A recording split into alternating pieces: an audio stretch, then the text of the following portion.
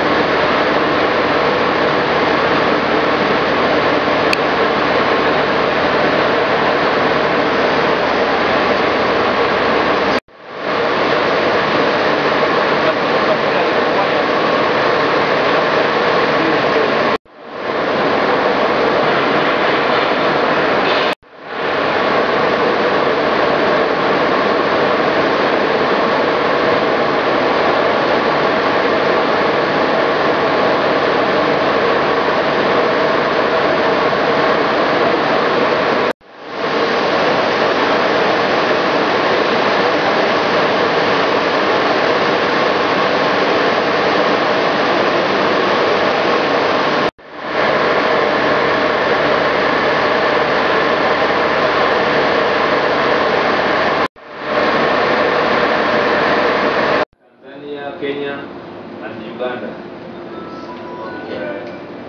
different sectors, but I think we'll hear from them how. Yeah. So as I had told you before, Mr. Lalani is our chairman and managing director, and the man with a vision for what you are seeing now. Some of you have been to Lugoa. I would say it's the mother, although the child now looks bigger than the parents.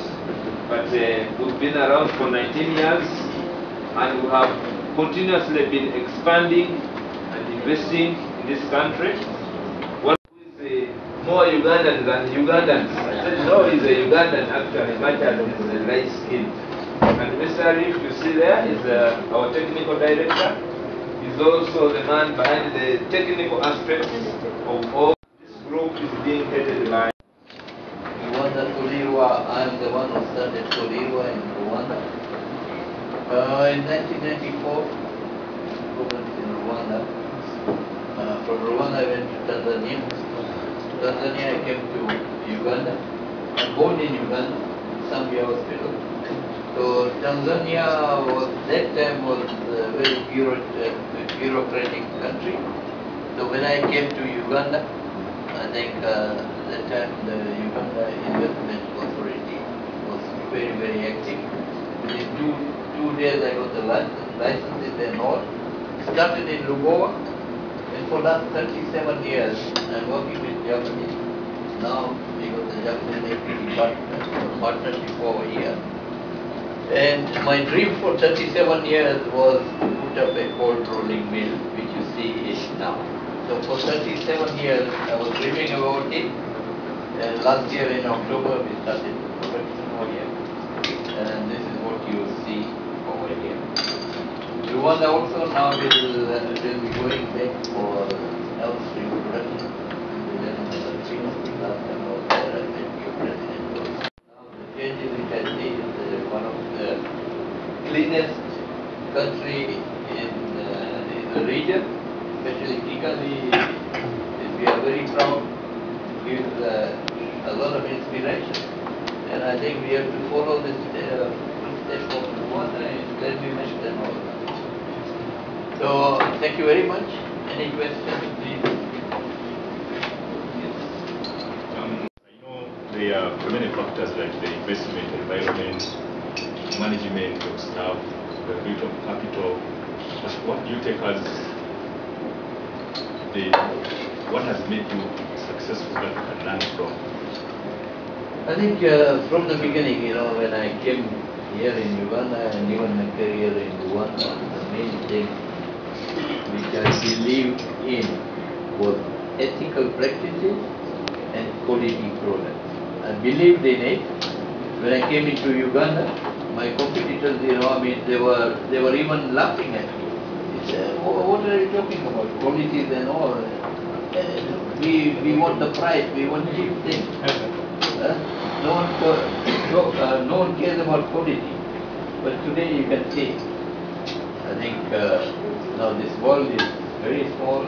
All the people that travel to different countries and all, I think everyone knows what quality means. And the main thing was we really stepped our quality. And this is why we are known in the region for the quality. And this is why we are here. The main thing was quality and ethical practice. We are one of the highest taxpayers in Uganda, and we pay to the last shilling our taxes. And this is, it's a partnership. Government is supportive, and we are there. Commitment and hard work. Phone is on for 24 hours. You can call him at 2 o'clock, 3 o'clock, and talk about work. This is one of the main reasons also behind it.